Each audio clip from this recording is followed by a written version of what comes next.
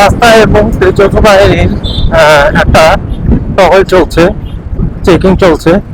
তো আপনারা যারা বাইক রাইড করবেন তারা অবশ্যই প্রত্যেকে হেলমেট এবং ডকুমেন্টস সঙ্গে নিয়ে বের হবেন, না হলে দেখা যাবে আপনারা মামলার সম্মুখীন হচ্ছেন।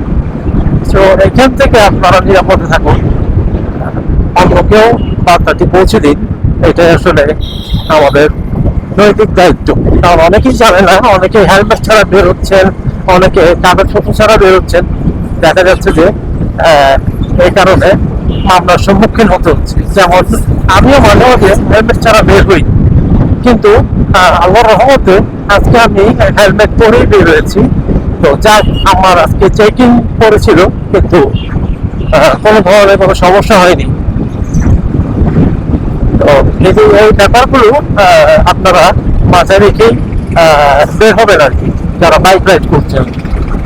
আর যারা কার ড্রাইভ করছেন তাদেরকে বলবো সঙ্গে অবশ্যই খেয়াল করে আপনারা ব্লুটুথটা সঙ্গে রাখুন।